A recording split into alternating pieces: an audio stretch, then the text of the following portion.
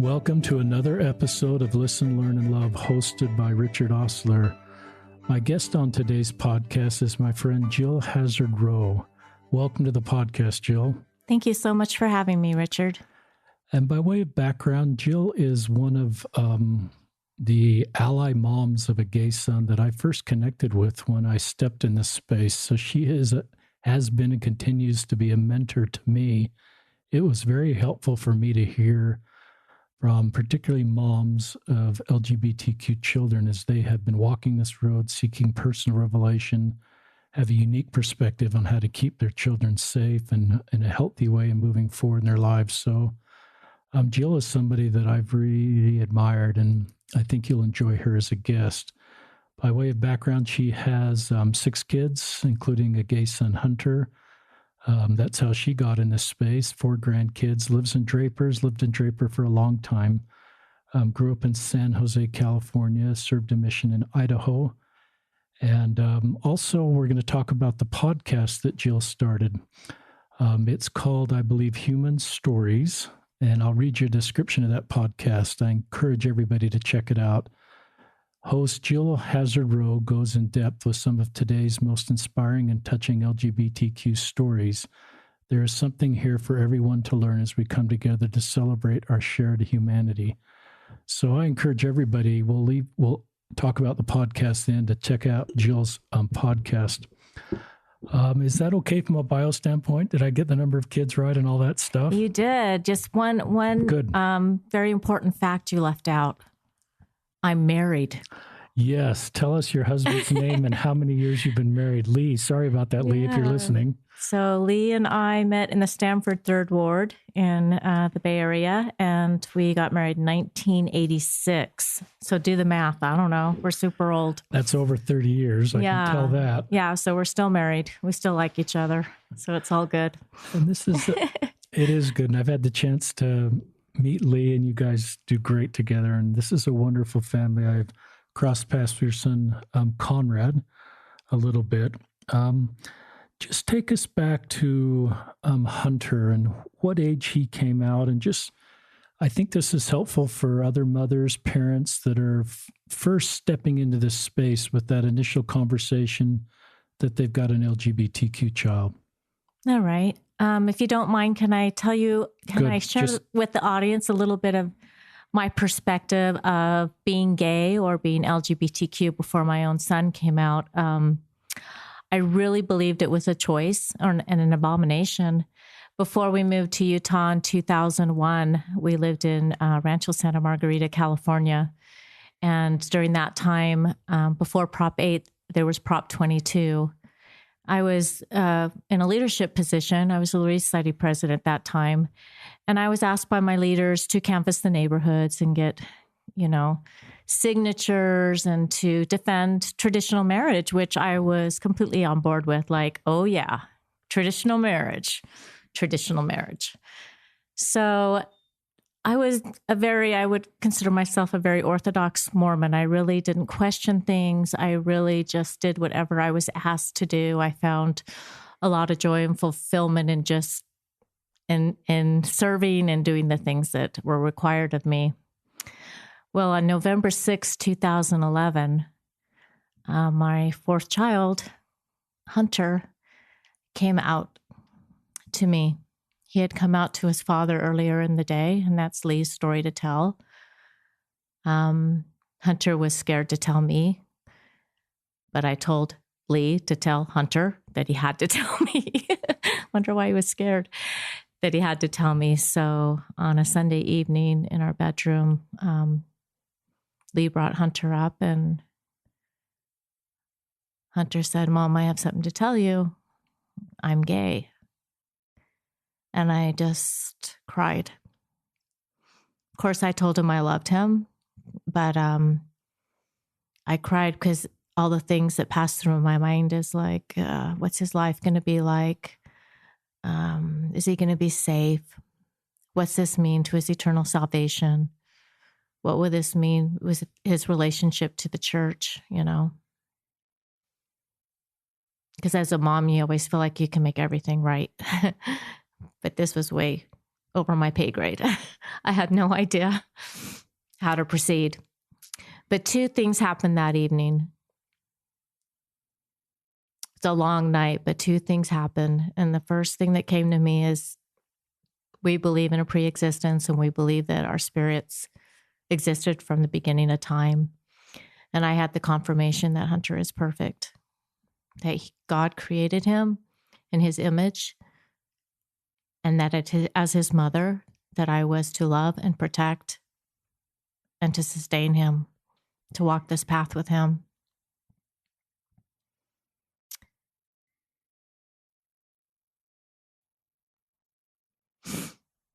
Just give me a second.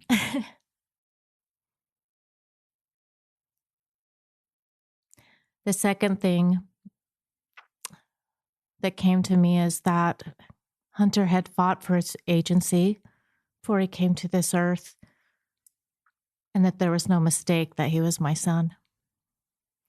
And these two things brought me a lot of comfort, but I still played gymnastics in my mind about how to make the church fit with my gay son. And I started doing my own researching the church's stance on my LGBT siblings. And none of it was good. None of it was good. None of it brought me any kind of comfort. So I just kept Googling and researching. And in fact, so Hunter, we didn't tell anyone. And one of my children was living with us and her husband. And I was crying constantly. And she kept saying, Mom, what's wrong? What's wrong? And I can't tell you. I can't share with you. I can't. And one day I was taking a shower and she went to the computer. And because I am not a computer genius, I had like 50 tabs up and she knew exactly what was going on. So she came up and talked to me and said, Mom, I know why you're so sad. Hunter's gay.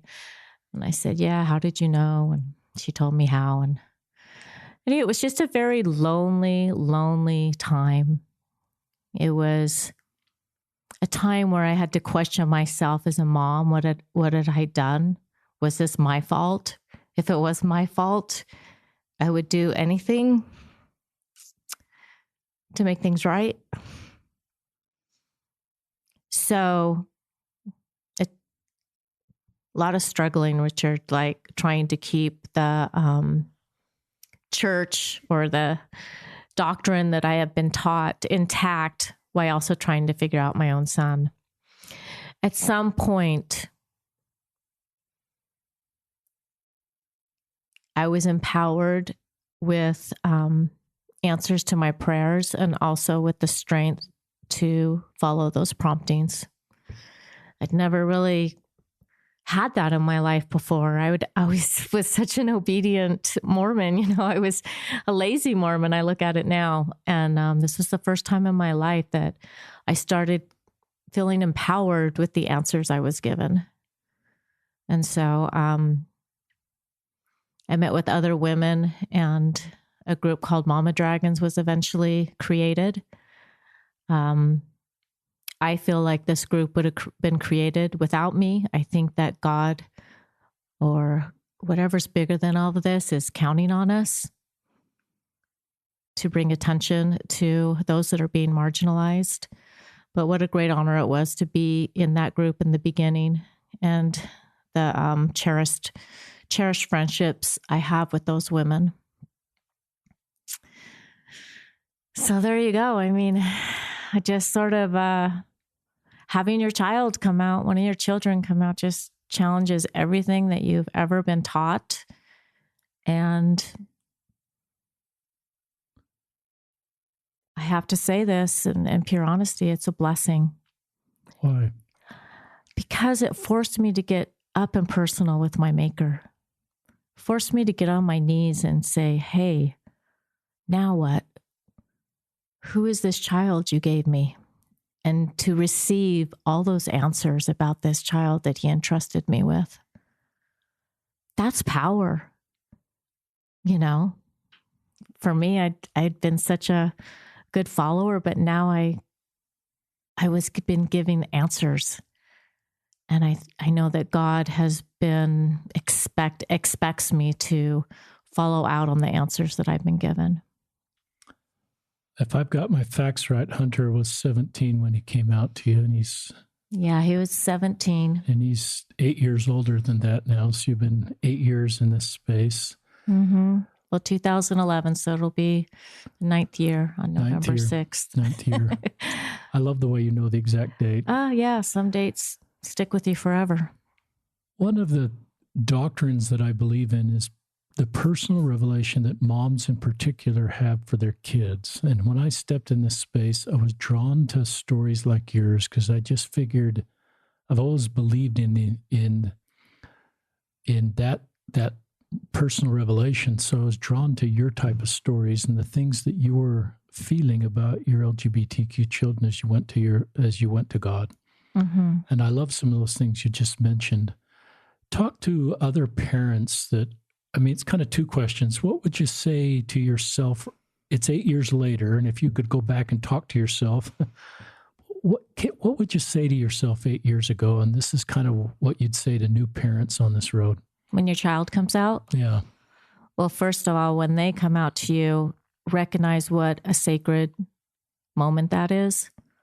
It's something that they've had to carry by themselves for, depending, but for my son, he knew he was different since kindergarten. So realize the sacred moment you're having with your child. The first words that come out of your mouth should be, I love you. No buts, just I love you.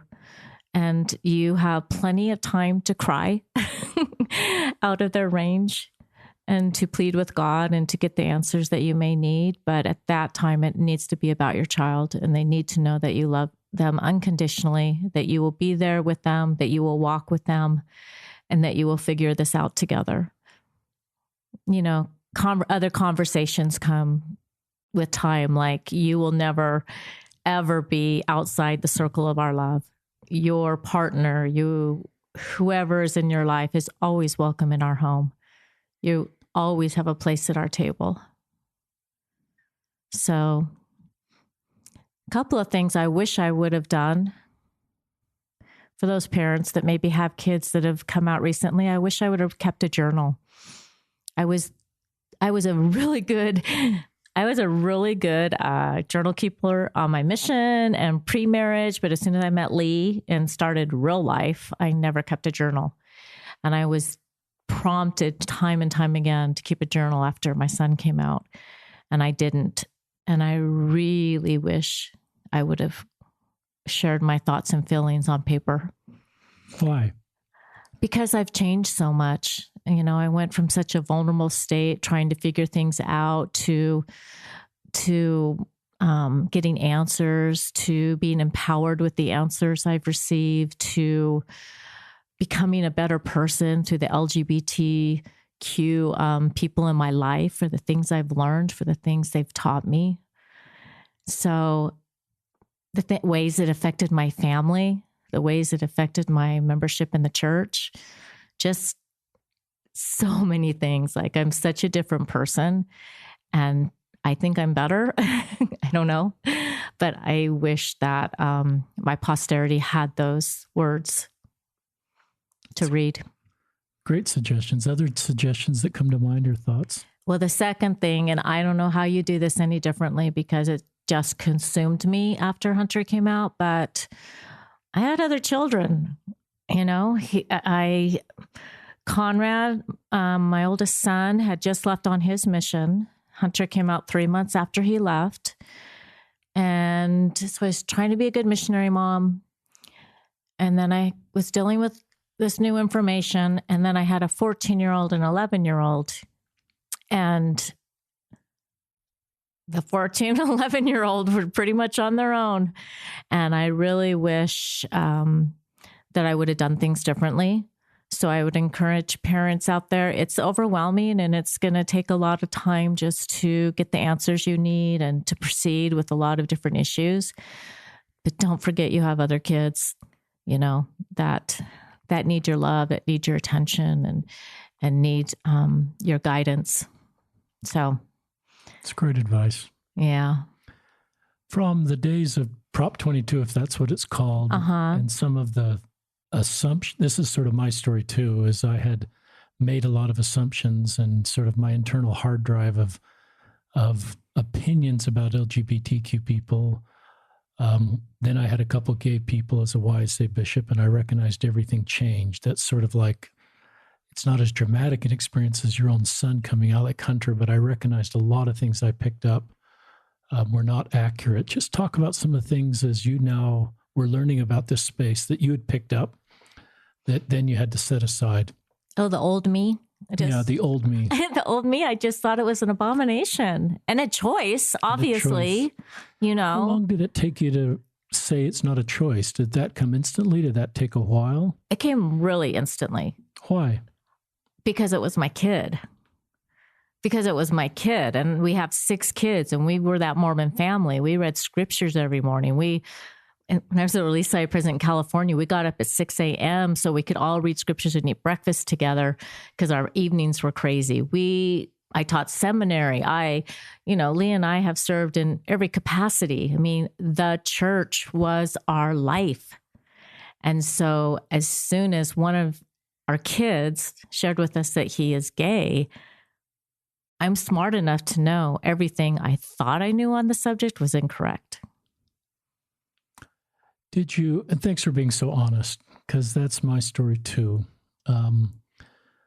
Talk to our listeners about this idea that Hunter could change his sexual orientation. Did you ever go down that road that this is a phase, or Hunter's confused, or he saw a TV show, or I did something wrong? Parents sometimes self-internalize and say, Dad traveled. It's like Tom Christofferson's parents' story. Dad traveled a lot. Yeah. So they thought it was their fault for a little bit. And did you any of that part of your journey? I think as a parent, anytime your child's going through a difficult time or something you don't understand, you take on that burden thinking there was something you did to make that happen.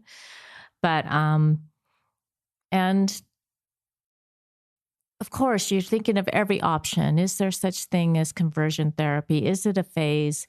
But all those thoughts, really, I have to be honest, did not last long in our heads, because something told us, probably because we had a couple of friends with gay children and we'd seen their path, that we moved on very quickly from all that kind of terminology in our head or our thinking. It was like, nope, this is who he is. God created him. He's perfect. And how do we proceed from here? That's great. Tell our listeners just about Hunter. If you were introducing him to our listeners, what would you say about Hunter? And this is funny because, my own podcast, I never mention his name. So Hunter, I hope it's okay mentioning your name. Hunter was always our kid that was getting in trouble, like breaking things. Got this sticky guy behind our grandfather clock once and pushed over the grandfather clock to get it. I think maybe Conrad told him to do that. Conrad would be like, hey, Hunter, here's a snake. Go get the snake. So Hunter had no fear. He was like my really adventurous kid, right? But also really tenderhearted. Looking back, me and him battled a lot over homework because he's ADD. And so I was always on him about finishing his 5th assignment to turn it in. And we always had that kind of relationship, which I regret, because I think he was struggling with a lot of things that was camouflaged by things that really weren't that important. Hunter before he came out, he just didn't seem like he had very many friends, and he would just spend a lot of time by himself. But after he came out, I saw light in his eyes. I saw his countenance change. He's a dancer. He goes to the U. He'll graduate this next semester. He is an artist. He is creative. I think his mind never stops. It's always going and thinking about the next project or the next move. He teaches kids. He has a huge heart. He's compassionate, and he can also be a pain in the butt. So I'm sure my other kids are going, who the heck are you talking about? If you're listening, Hunter, I don't know you, but I just love your tribute your mom gave you. And these wonderful attributes you have, often focus on other people. I'm glad you're working with children. I'm glad you're teaching. I'm glad you're acting in all your gifts. A question came to mind that just went out of my mind about Hunter. But I'll ask this question. A lot of LGBTQ kids coming out of really active LDS families step away from the church. Has that been Hunter's path, or is he in the church? He is not in the church.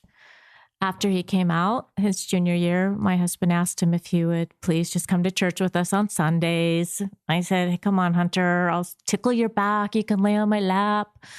And he had no problem with that. We just put it under the guise that we do this as a family.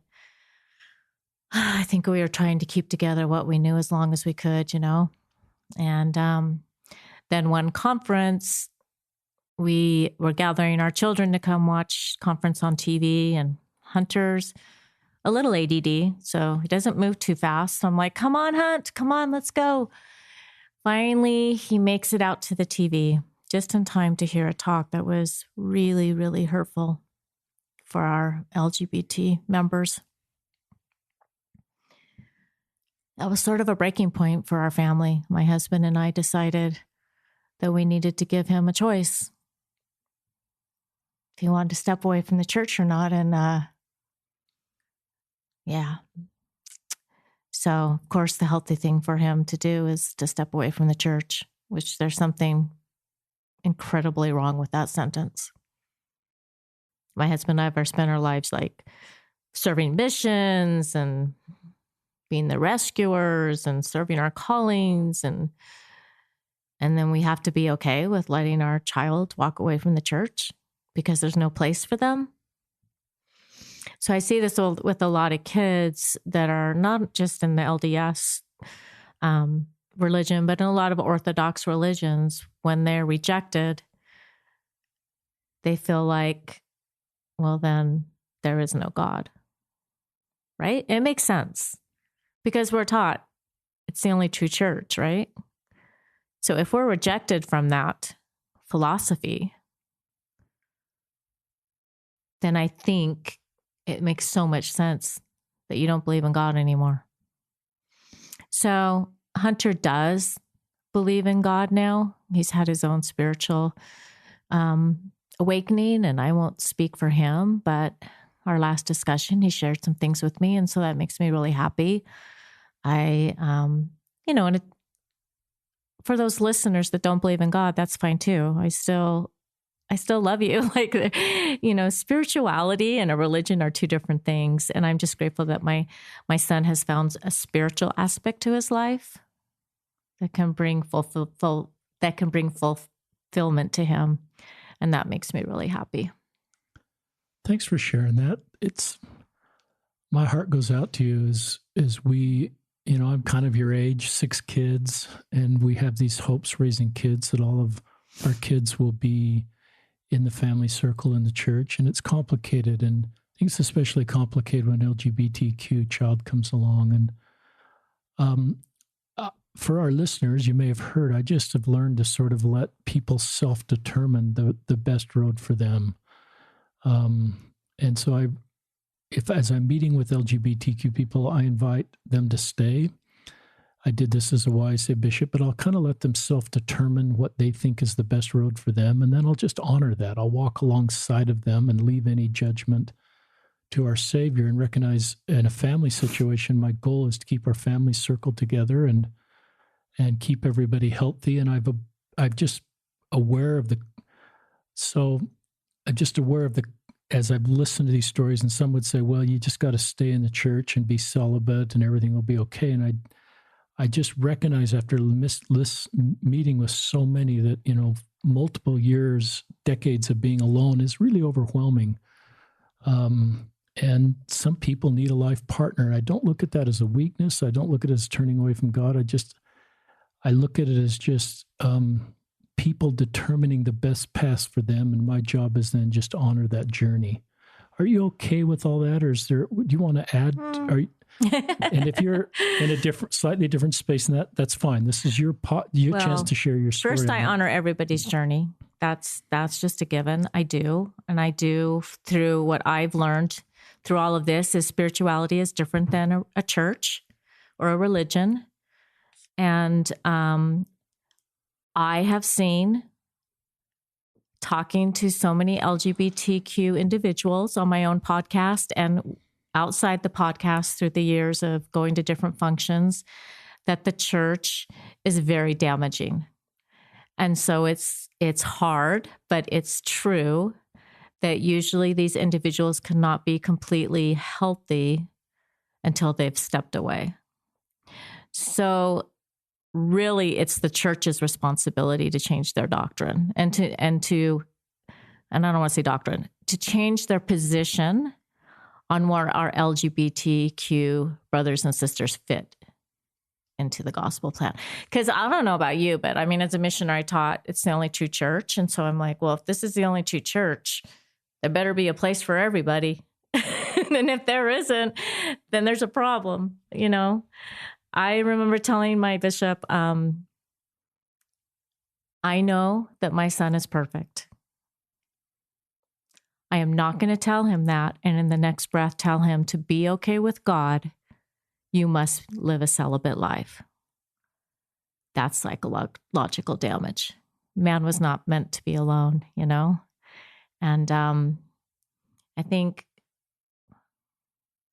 it's really important to understand the difference between being chaste and living a celibate life. Chaste, you know, because a lot of times I'll hear people say to me, well, how about the older women in the church that haven't been married, or men, you know, what about them? They have, you know, they're alone. And I'm like, well, yeah, but the church has dances and activities. And if you bring someone to church, everyone's like, hallelujah, how you doing? Come over for dinner. You know, there's all this camaraderie when you're dating someone and you're being chaste, right? There's all this opportunity. There's single sites. There's encouragement that you find love and you find a companion. And there's that hope, which as humans we need. And then with our LGBT brothers and sisters, when we say celibate, that means you can't even look at someone and be attracted to them. You cannot hold hands. You cannot cuddle. You cannot go on a date. You cannot go to a dance. So I hope that the audience understands the difference and what we're really asking some of God's children to do. And thanks for just sharing that. And I think it's good for our listeners to recognize how difficult it is for LGBTQ members, because then it develops more empathy for the unique road. I had occasion to visit with a man, maybe my age, who's straight and married, but he in his 40s was still unmarried. And I listened to him talk, and he talked about all this time in his 20s and 30s and even early 40s, if I've got the dates right, was preparing for his eventual marriage, reading books about being a father, reading books about being a good husband. And so, to your point, all his hopes were still intact. He was praying at night to find a wife. And so he wasn't locked down emotionally to prevent, falling off the covenant path to happen to him because he had a place. Mm-hmm. And I just recognized that same individual, if he were gay and trying to stay in the church, he would just be in lockdown mode. He wouldn't have the hope you talk about. And I just recognized the emotional toll. I remember my days at BYU dating, and a lot of the fueling for my academic success and my wanting to get good grades and have a career was my eventual wife and family. And that hope kind of fueled me in some ways academically and professionally. And that became a reality as I got married. And I kind of take myself back to my BYU days, because there's just a lot of LGBTQ at BYU that I'm connected to. And I just wonder how I would feel if that hope were taken out. Would my grades be the same? Would I want to get into graduate school? Would I want to get that really good job? Because a lot of that was to provide for my future family. And that vision, if that hope had been taken off the table, I recognize the complexity of that situation. And I sometimes talk about, the church ought to be the balm of Gilead equally for a straight 13-year-old kid and a gay 13-year-old kid. And the mom in particular, or not in particular, equally should have hope. Yeah. And right now, when a mom of a 13-year-old kid or a 17-year-old kid finds out she is a gay kid, she's full of fear. Mm-hmm. With all the questions you said at the beginning of this podcast. And I think, to me, where the church needs to get, and I sort of don't know how to get there, or to sort of advocate how to do that. I just think it needs to get to the point where if you have a 17-year-old son that comes out, you're not full of fear and it doesn't consume you. And you have just as much hope, and it's the balm of Gilead, not only for you as a parent, but also for your LGBTQ child. So we just have work to do. Yeah. And I think fear is just one of the emotions you have as a parent. I think you go through all of them. But at some point, you also, for me anyway, let go. Let go. Put it in someone's hands. Much, my Savior. I still feel very connected spiritually to something bigger than all of this. And so I think when we can learn to let go, and there's no fear now, because my husband and I have allowed my son to have a path. We have allowed him, we have empowered him to know he's perfect, that, I don't know if he'll ever get married, but he knows that we would love for him to be married. He sometimes asks, don't you think I'd be a good dad? Yeah, you would be a good dad. And that's another sort of difficult part about this whole journey, is because in the church, it's all about families. Our LGBT kids sang the same songs, had the same hopes, learned the same scriptures in primary and young men's and young women's. And then all of a sudden they're outside of that because they're created differently, So as parents, a lot of times we have to step in the role to create and walk a path with our kids so that they do have hope and that they do have a future and they do get excited about getting up in the morning and living. Talk about... Can I just say one other thing? I know several people that have chosen to stay in the church that are celibate, and I love them. And I have the greatest respect for them. And I know that staying in the church has many different dimensions to it. But I just want to give a shout out, because I honor your path. And someone choosing a celibate lifestyle and then someone being told they have to live a celibate lifestyle is two different things. So I just wanted to clarify that. And I love the maturity of some of the allies and parents that I meet that have been in the space the longest, kind of get to that point where they just honor everybody's path, and they are really careful to take someone else's path and say, this is how you do it. Yeah. And so I like that. And I like the way you're also illustrating the difficulty of just this road. I think that just brings more empathy and understanding. Yeah. One of the things I've noticed as I've been in the space is, lots of LGBTQ children step away from really traditional believing Latter-day Saint families. And then the way the ward responds to the family can often be the difference between the whole family staying or the whole family leaving. And often I see, as parents, like, you're supporting Hunter and want him to find a husband and just sort of feel this is the right path for him, and have received pretty good confirmation that if the family then says, if you feel judged in your family circle, in your ward circle, or they feel like you're not standing up for doctrine, or create this dichotomy that it then, instead of just embracing you as a family and saying, we're just going to love you as you love your kid, the way that the best way you know how, and you have the responsibility to do that. And we're not going to just talk about how that can be really hard for families. And it's kind of you talking to local leaders and other ward members that say, I want to support families the best way I can. I don't want to make mistakes that may have been made in the past. Yeah. Well, so just a little history about me. When I Prop 22, then Prop 8, so we lived in Utah. But I remember hearing that families were leaving the church over Prop 8 in California. And I remember thinking, oh my gosh, they must not have very strong testimonies. That was me. Yeah, I just thought, who would fall away from the church because their kid's gay or whatever? I get it. I am in a space where I see incredible families walking. I moderate a group for Mormon parents with LGBTQ kids. I see the pain every day. I see the things that we have to deal with, the things we have to hear, the way our leaders may talk to us. So you're asking, Richard, for suggestions. First of all, you cannot deny that it affects the family.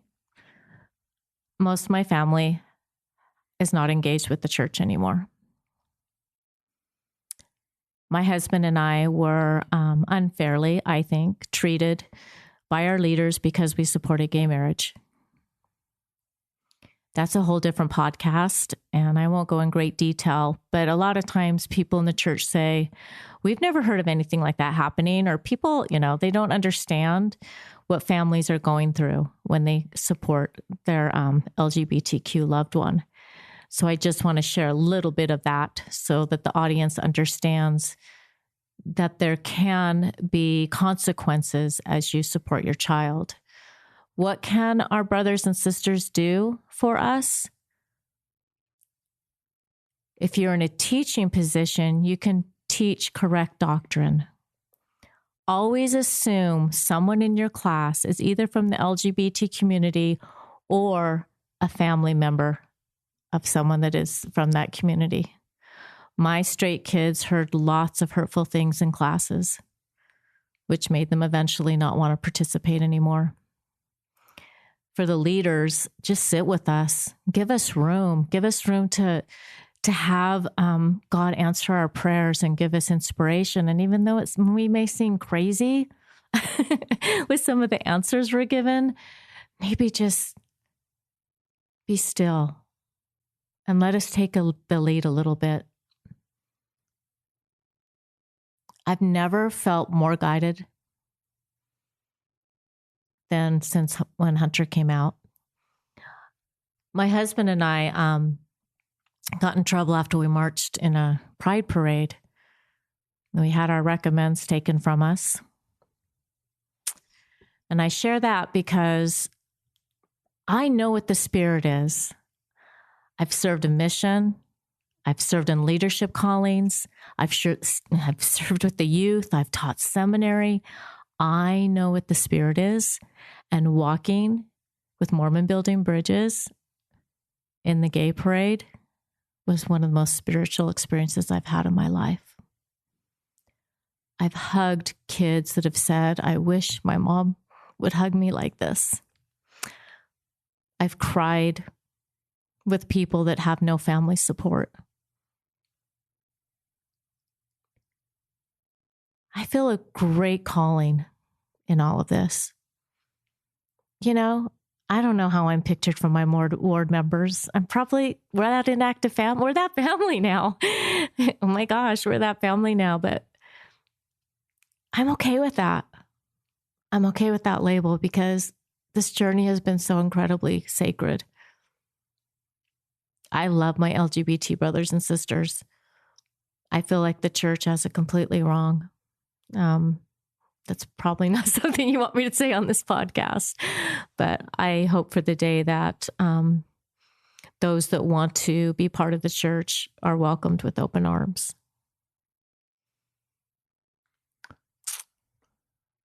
It's good. I think it's good that we hear how you feel. I don't know.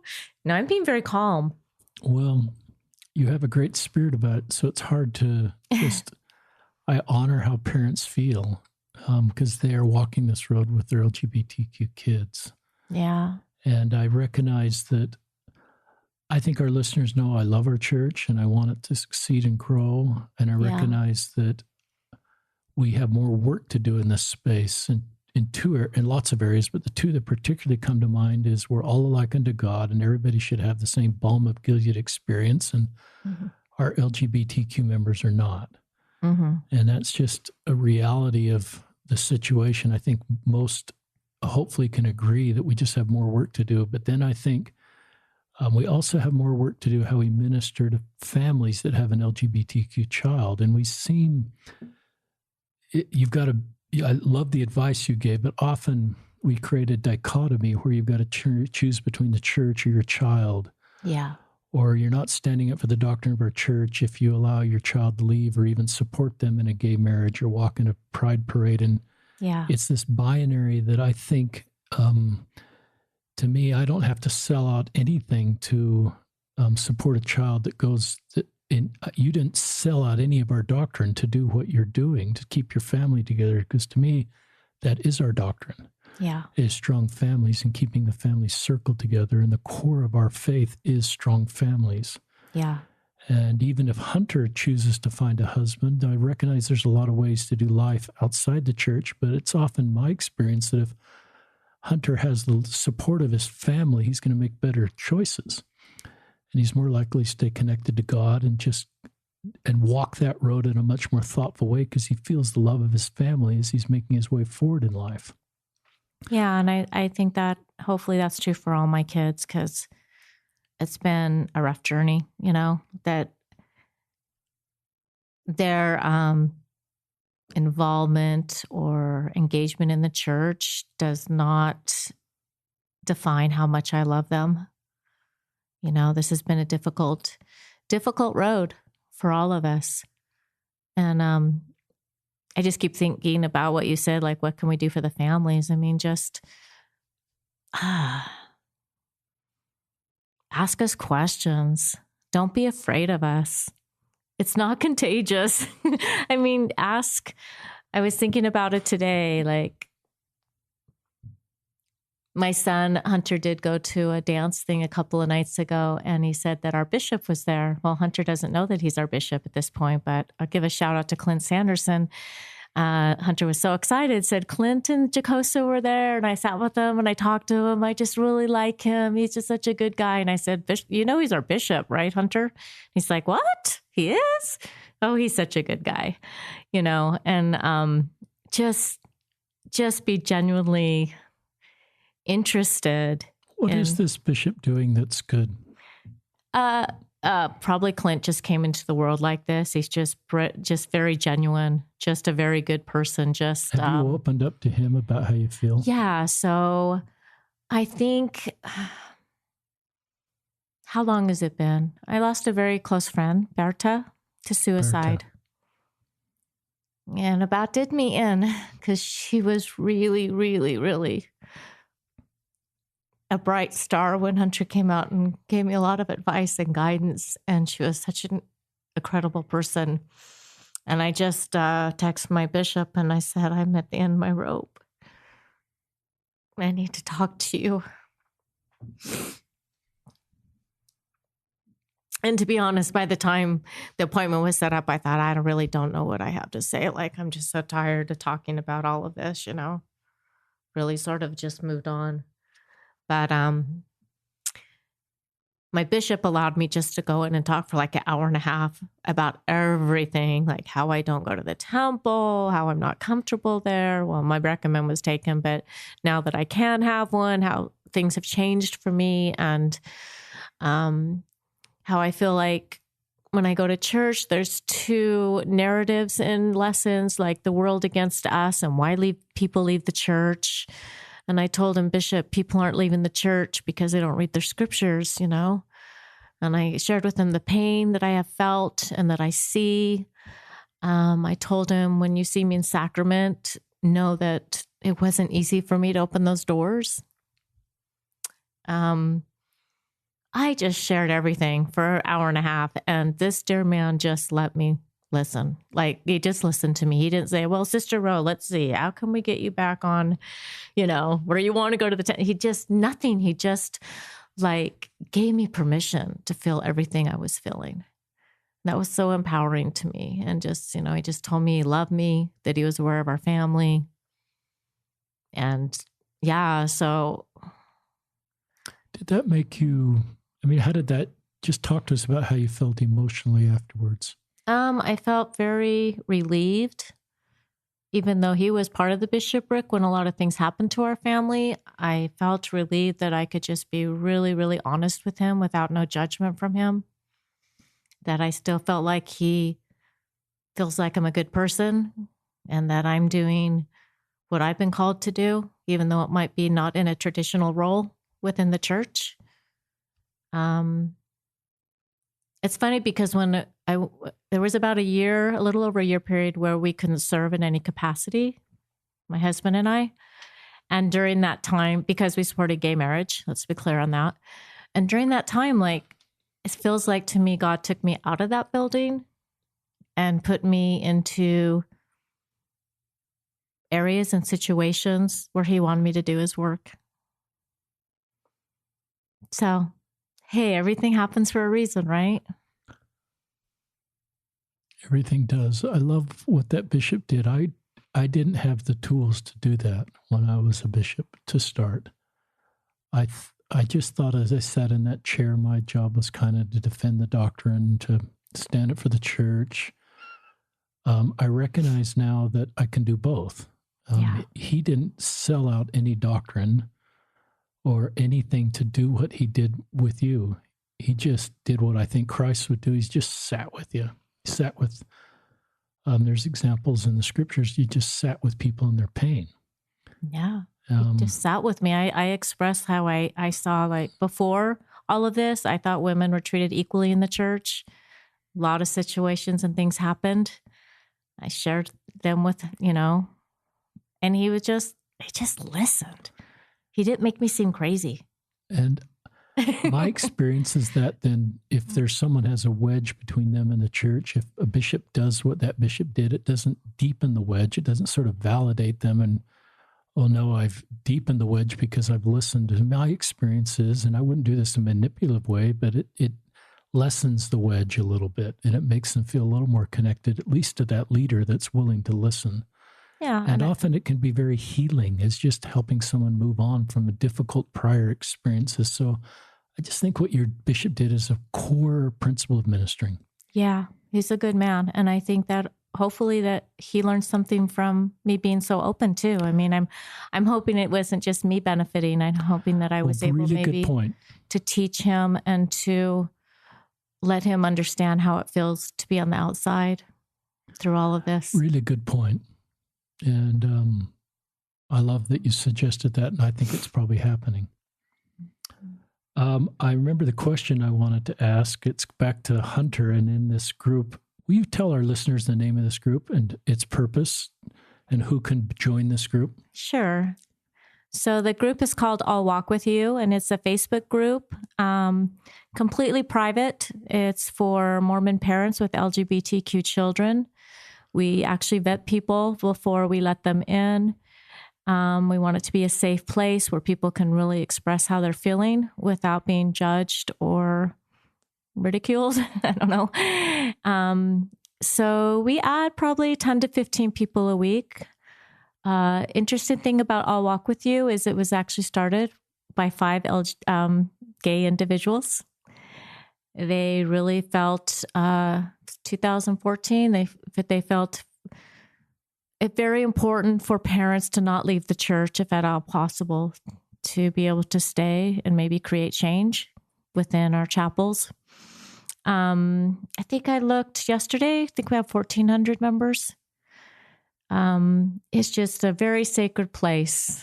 It gets a little tricky during conference and other things because we're all on a little bit different paths, but we all speak the same language. We all understand the pain and that is inflicted on us. And sometimes I just wish someone that could make a change could see the hearts that are being broken, the stories and the situations that people are dealing with. So that's where I choose to minister, is to other parents and to other moms. And particularly, I have to say, like, Hunter just danced on his way after he came out. Not that he has a perfect life or has made all good decisions, but I'm just saying, like, being gay has never really been something that he struggled with once he came out.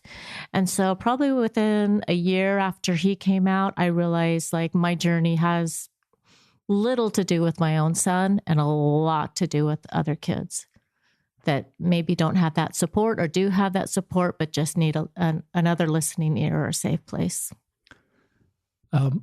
You've been kind enough to let me join that group as an exception since I don't have any LGBTQ kids, and I've that group, and I know that's not a policy you're trying to.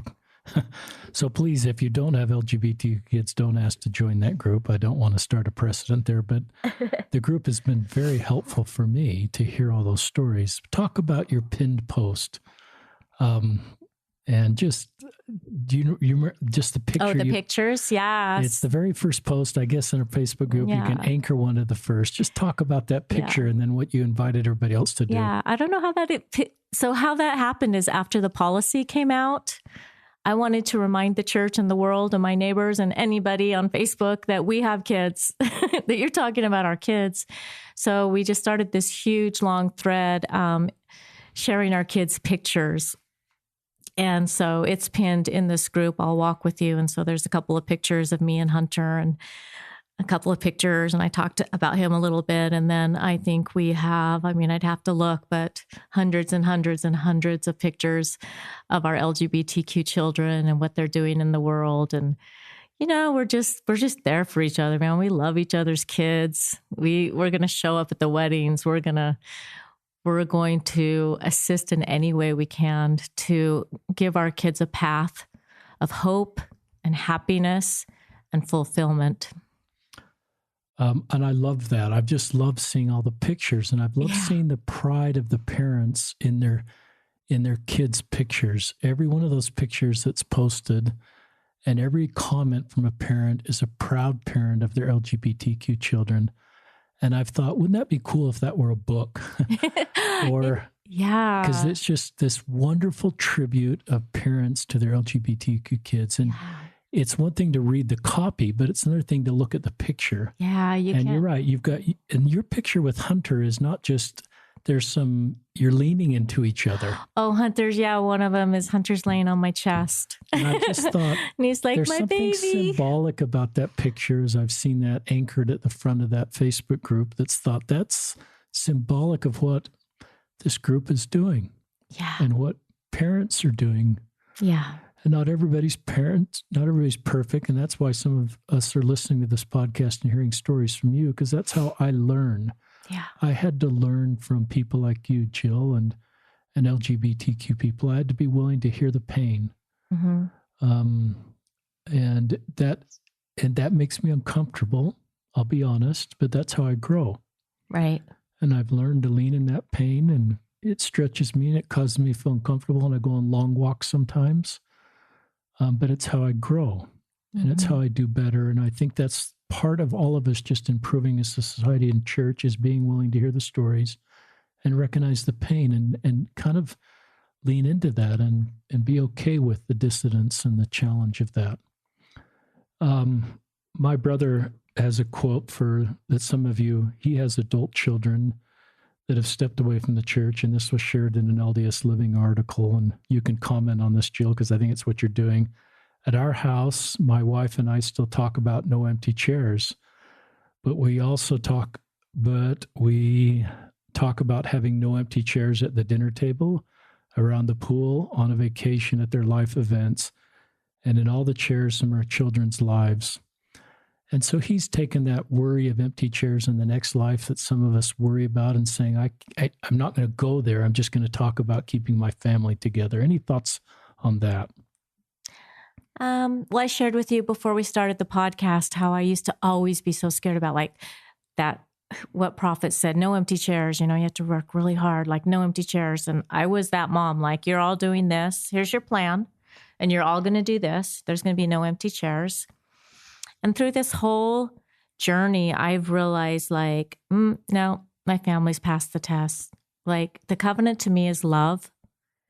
And my family has no empty chairs. Even if someone can't make the boat trip, their chair's still there.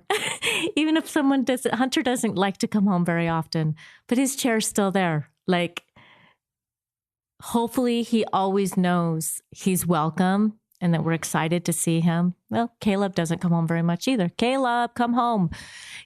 So as our kids get older and create their own lives and things like that, we may not see them all together that often, but like symbolically, we are together.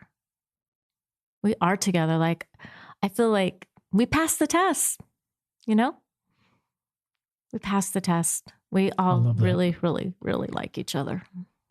And to me, those are paydays, and and that comes back to strong families. You brought up Berta, and I'm writing a book, as some of our listeners know, and I pulled in Berta's quote from a Facebook post that she wrote, and that then was included in her obituary. And I'm sure you're familiar with this, but I'll read that for our listeners because it helped me. And this is Berta speaking. I know it's important to try to protect our hearts, to explain the suffering of others, to keep our own hearts from hurting or being confronted with dissidence. I do this sometimes, I think. But please, if you can, try not to explain away our suffering in order to feel emotionally or spiritually comforted and comfortable. We are taught to have a ready answer in all things. If you can, mourn for us, for we are mourning. I know that to many we are the unwashed, the Samaritan. We are, and I'm scrolling down if I can do it, we are, got to find my little mouse here, listeners, sorry, in the middle of this. Oh, no, I went way up. Let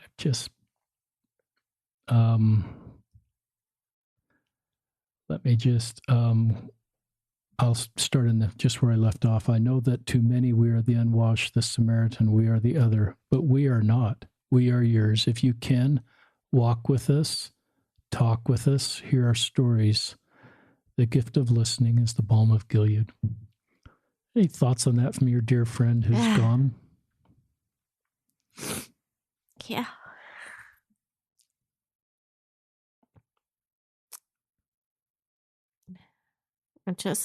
She just taught me a lot. Those words are very profound, and they are part of us. Like, my LGBT brothers and sisters are part of me. Like, you've changed me for good. No matter what my relationship is with the church isn't important to me anymore. What's important is that I represent my Maker, and that I stand in places that make you know that you're loved and that you're perfect.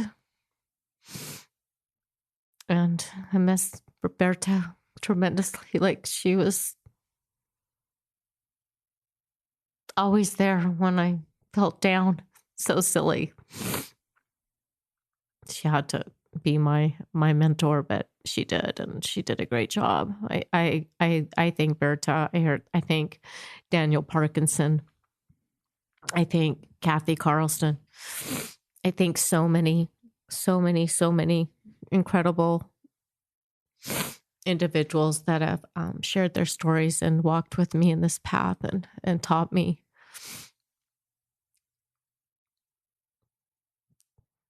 Taught me so many sacred lessons. Thank you. In closing, tell us the name of your podcast and how many episodes you've done and what your focus is. Oh, wow. Well, okay. So I have a podcast called Human Stories with Jill Hazard Rowe. It's all LGBTQ voices. So I really was drawn to that title, though, Human Stories, because I feel like we're all so much more alike than we are different. And so I really wanted to capitalize on that. How this all happened is a producer came to me in May. It's a company called the Pod Mill downtown at City Creek. And the producer asked me if I would be on his podcast or if I would do a podcast. And I'm sort of a smart ass, so I said, well, of course I want my own show. But I was totally joking. And the next thing I know, we're out to lunch and he's talking to me about it. And I'm getting so nervous. And I'm like backstepping in my mind and thinking, this is so embarrassing. There's people that don't like me. I don't want to put my voice out there. This is crazy. You know what I mean? All the human insecurities. And I went home and thought about it. And I'm like, if there is something bigger than all this, Jill, he just gave you an incredible gift. So I told the producer, I'll do this show if people aren't censored, that their stories are their stories, and that I am merely a listener. And so my producer is amazing. Shout out to Spencer Wright. He said, well, I'm not KSL, Jill, and I will give you full control of your show. So I said, I don't really know how to do marketing, but I can get my guests. So we started that in June, and I have one a week. So let's do the math. So like 30 or 40 episodes. Yeah, so we're still in the baby stages. That's way past the baby stages. Oh, it is? I think so. It's just been the most incredibly sacred experience, because I have these individuals willing to come in and sit in my studio and lay it all on the line and tell these stories. Some are funny, some are heartbreaking, some are confusing, but they're all incredibly beautiful. And the things that I'm learning through my guests is another incredibly, such a great blessing in my life.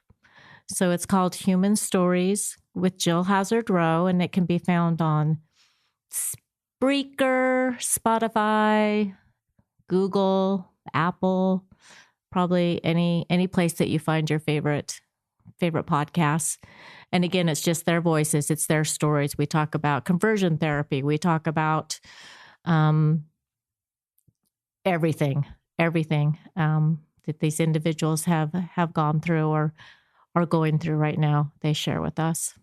So I'm really excited for your podcast and encourage our listeners to check it out. I love the podcast platform as a way to amplify LGBTQ voices, and I love what you're doing. Well, thank you. Yeah, I was nervous, but it's not about me. It's about them. I think you're the perfect person to do this. One day when it showed up on my Facebook feed that you were hosting a podcast, I thought, well, that's a natural for Jill. Thank you for your vote, but so I just, you know this space well, you love your guests and you know how to talk, and mostly to get them talking sounds like what you're doing. Yeah, my goal is to create a safe space for them. You know what? A lot of these kids and a lot of adults have never even told their stories. Like Kyle Ashworth, he did two episodes with me, and off mic, he said, Jill, no one's ever asked me my story. And I was blown away because his story is so needed to be heard by everyone. And, I have other guests that will contact me after it's released and say, I never knew how therapeutic that would be. That's my opportunity, is to just empower their voices and let them share their voices with us. Love that. Do you have any final things you want to share with our listeners?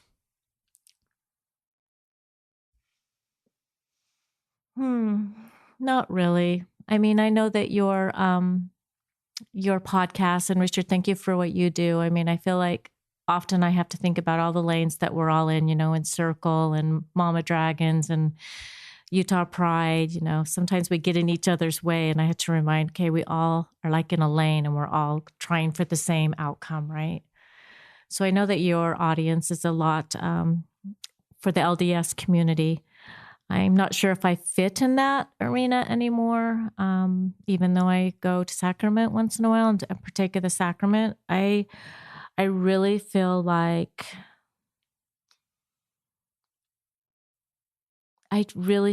God is aware of all of us in this work, wherever we're at and whatever we're doing.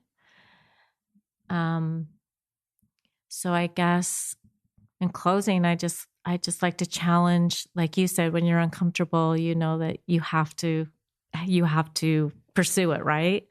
That's how I was at the beginning. I'll tell a funny story. Ready? Go for it.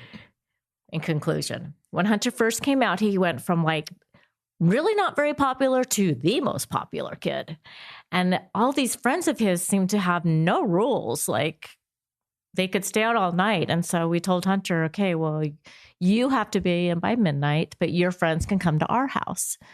So this was very early in the journey.